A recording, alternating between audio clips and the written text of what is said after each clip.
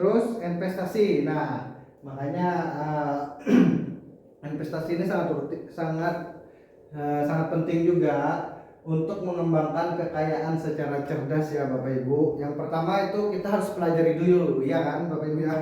Ya kayak gini, misalkan kayak reksadana untuk pemula, ya kan. Kalau reksadana ini Bapak Ibu sebuah wadah. Nah, jadi kita cuman kasih dana aja. Jadi reksadana ini orang-orang yang sudah mengerti masalah saham. Jadi kita masukin dana situ, mereka yang mengelolanya kayak gitu. Nah, terus yang kedua, saham untuk pertumbuhan. Saham ini mungkin agak sedikit lebih besar risikonya, karena kita harus lebih harus sering lihat lah perkembangan saham itu naik turunnya. Jadi pas lagi naik kita jual, pas lagi turun kita beli, tapi kita butuh waktu yang khusus lah setiap harinya.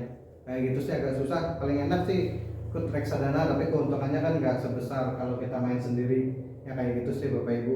Terus kalau yang lebih stabil itu deposito Pak. Bapak Ibu, deposito ini lebih stabil dan uang kita akan kembali full juga. Cuman untuk bunganya sih nggak terlalu besar Bapak Ibu. Tapi intinya untuk risikonya kita nggak mungkin rugi lah, intinya sih kayak gitu. Terus yang kedua, konsultasi kepada yang ahli. Nah, jadi manfaatkan konsultasi dengan perencana keuangan untuk strategi sesuai profil risiko Anda. Nah, artinya Bapak Ibu juga butuh konsultasi sama orang-orang yang ahli di bidang ini tadi, keuangan tadi. Jadi misalkan Bapak Ibu mau masuk ke reksadana, ya udah carilah konsultasilah sama orang yang konsultan di bidang ini gitu. Oke ya Bapak Ibu.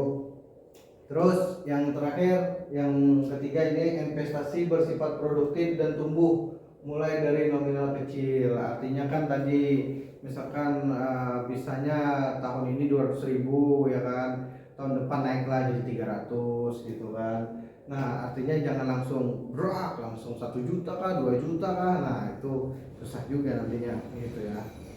Terus ini dia mengelola utang dengan cerdas Bapak Ibu. Jadi sebenarnya kita itu utang itu sebenarnya sangat membantu gitu kan, selama kita bisa mengelolanya tadi dengan baik, dengan cerdas gitu kan. Yang pertama itu bedakan utang.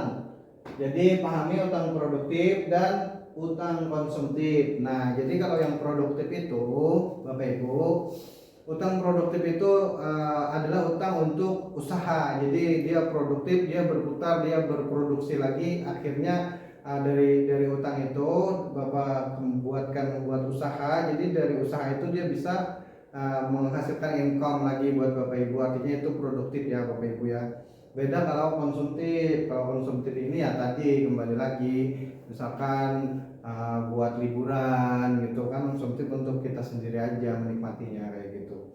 Terus yang kedua ini udah pasti nih Bapak Ibu, perencanaan keuangan perlu diterapkan dan didisiplinkan. Nah, artinya Bapak Ibu harus tepat waktu lah kayaknya ya kan biar nggak terjadi apa-apa gitu.